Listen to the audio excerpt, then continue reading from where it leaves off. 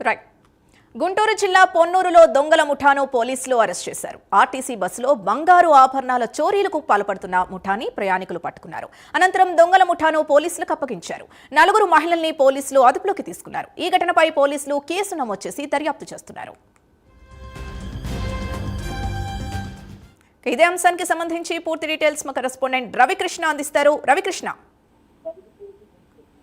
Actual గా చెప్పాలంటే మాత్రం ఆర్టీసీ బస్సుల్లో మహిళా ప్రయాణికులు అయితే మాత్రం ఎక్కువగా కూడా ప్రయాణిస్తున్న పరిస్థితి కనపడుతుంది. ఎప్పుడైతే ప్రభుత్వం స్త్రీశక్తి అనే పేరుతో ఆర్టీసీ బస్సులో మహిళలకు ప్రయాణాన్ని కల్పించారో అప్పటి నుంచి పెద్ద ఎత్తున కూడా మహిళలు అయితే మాత్రం ట్రావెల్ చేస్తున్నారు. దీన్ని ఆసరాగా చేసుకునే దొంగలు కూడా దొంగతనాలు కూడా పాల్పడుతున్న ఘటనలు అయితే జరుగుతూనే ఉన్నాయి. ప్రజెంట్ కొన్నూరు దగ్గర అయితే మాత్రం జరిగిన ఘటన మాత్రం చూసినట్టే మాత్రం ఎవరైతే ఈ మహిళా దొంగలు ఉన్నారో వీళ్ళు ఏ విధంగా దొంగతనాలు చేస్తుంది అనేది చక్కగా కూడా కనపడుతున్నటువంటి పరిస్థితి ఉంది.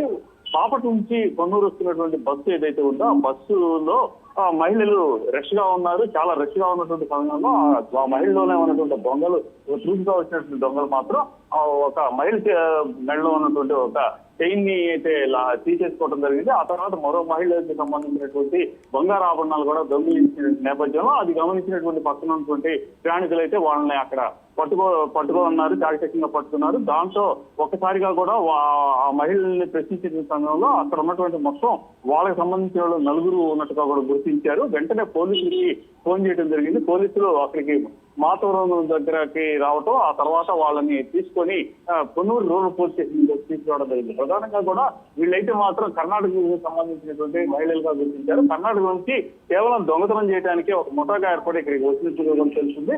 ప్రధానంగా ఏదైతే రష్ గా ఉన్నటువంటి ప్రాంతాల్లో వీళ్ళు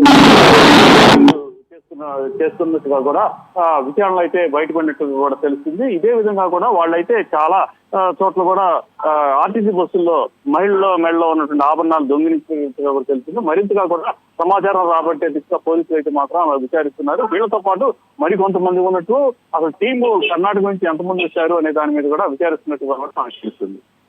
రైట్. Thank you Ravikrishna.